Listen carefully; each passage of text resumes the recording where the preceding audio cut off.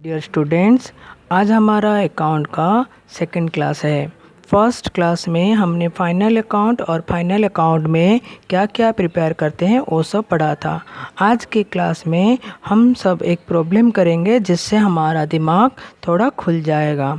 यहाँ एक sole proprietorship business का ट्रायल बैलेंस दिया है। हमने इस ट्रायल बैलेंस से ट्रेडिंग अकाउंट, पीएल अकाउंट और बैलेंस शीट प्रिपेयर करना है। फाइनल अकाउंट प्रिपेयर करने से पहले हमें इस ट्रायल बैलेंस को अच्छी तरह से स्टडी करनी है और उसके अंदर दिए गए सारे आइटम को भी अच्छी तरह से देखना है।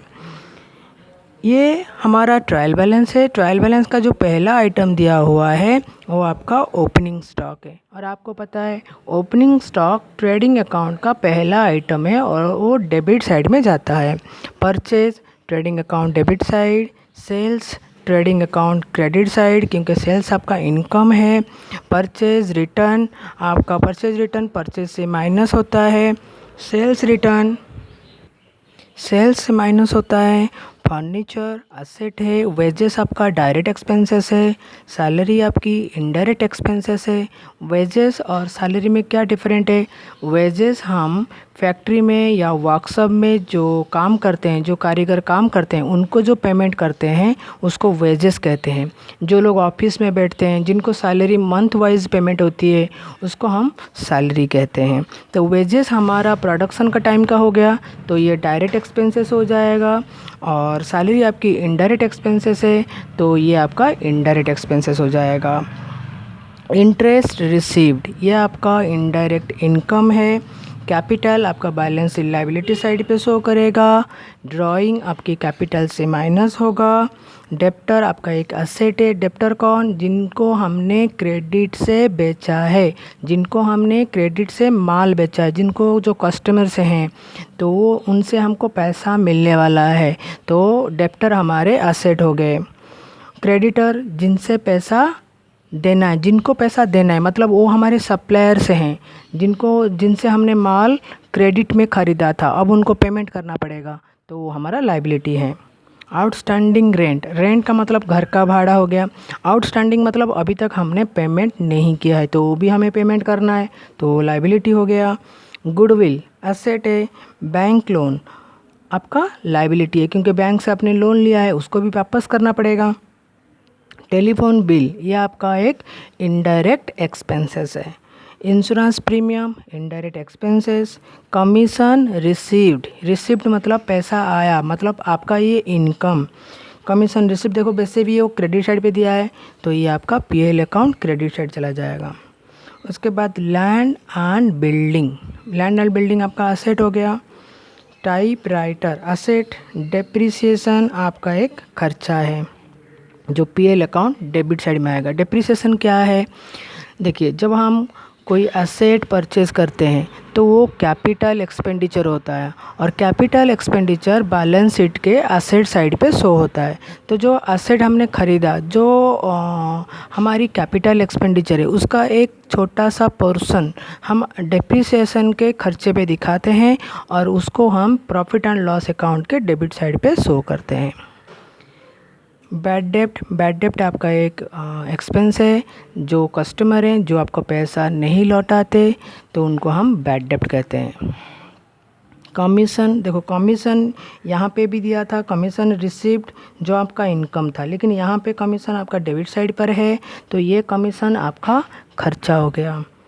एडवर्टाइजिंग एक्सपेंसेस लिखा, इनडायरेक्ट एक्सपेंस है, ये भी आपका पीएल अकाउंट डेबिट साइड पे जाएगा। तो ये सारे ट्रायल बैलेंस के आइटम हमने एक बार देख लिया। उसके नीचे एडिशनल इन्फॉर्मेशन में लिखा है closing stock on 31 March 2019 was 15,000। देखो, जो ओपनिंग स्टॉक है वो ट्रायल बैलेंस में दिया रहता है, जो क्लोजिंग स्टॉक है वो एडजस्टमेंट की एंट्री है, उसकी अभी तक जर्नल एंट्री नहीं हुआ है इसलिए वो एडजस्टमेंट एंट्री कहलाता है। और वो ट्रायल बैलेंस के बाहर रहता है और हमेशा ट्रायल बैलेंस नीचे या ऊपर कहीं अलग से लिखा रहता है, तो इस चीज़ को हमें ध्यान देना है। तो यहाँ पर क्लोजिंग स्टॉक हमारा 15,000 है, नीचे लिखा है prepare trading profit loss and balance sheet, और हमें ट्रेडिंग प्रॉफिट लॉस और बैलेंस शीट प्रिपेयर करना है। तो मैंने एक ट्रेडिंग अकाउंट प्रिपेयर किया हुआ है, हम उस अकाउंट्स को देखते हैं। ये देखिए, मैंने यहाँ पर ट्रेडिंग अकाउंट और प्रॉफिट एंड लॉस अकाउंट अलग अलग से प्रिपेयर किया हुआ है। ट्रेडिंग अकाउंट में मैंने पहले लिख दिया पर्टिकुलर अमाउंट, ऊपर मैंने यहाँ पे हेडिंग कर दी trading account for the year ending 31 March 2019। यहाँ पर मैंने डेबिट और क्रेडिट लिख दिया। अब मैंने ओपनिंग स्टॉक से स्टार्ट किया। मैंने पहले ओपनिंग स्टॉक लिख दिया, उसके बाद परचेज से रिटर्न माइनस कर दिया। उसके बाद मेरा जो डायरेक्ट एक्सपेंस है एक ही है, वेजेस, वो मैंने डाल दिया।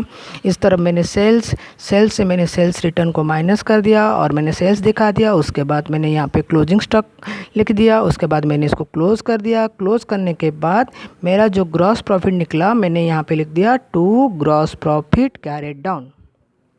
देखो, ट्रेडिंग अकाउंट हमारा नॉमिनल अकाउंट होता है, तो इसकी जो डेबिट साइड है वो हमारा एक्सपेंसेस साइड होता है और जो क्रेडिट साइड है वो हमारा इनकम साइड होता है। अगर आपकी इनकम आपके एक्सपेंसेस से ज़्यादा होगा तो वहाँ पे प्रॉफिट निकलेगा। अगर आपका एक्सपेंसेस आपकी इनकम से ज़्यादा होगा तो वहाँ पे आपका लॉस निकलेगा। अगर यहाँ पे एक्सपेंसेस ज़्यादा होता, आपकी इनकम कम पड़ती, तो यहाँ पे हम बैलेंसिंग फिगर इस तरफ लिखते, तो हम इसको लिखते बाय ग्रॉस लॉस। नीचे मैंने प्रॉफिट लॉस अकाउंट प्रिपेयर किया हुआ है, तो मैंने मेरा जो ग्रॉस प्रॉफिट आया था मैंने इसको इस तरफ ट्रांसफ़र कर दिया। लॉस आता तो मैंने डेबिट साइड पे ट्रांसफ़र कर दिया होता।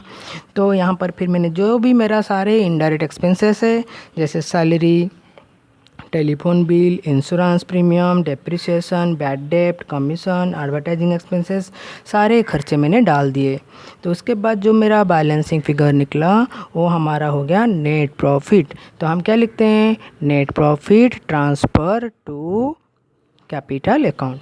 बिजनेस किसका है, ओनर का है, तो प्रॉफिट होगा या लॉस होगा, जो भी होगा सारा ओनर का।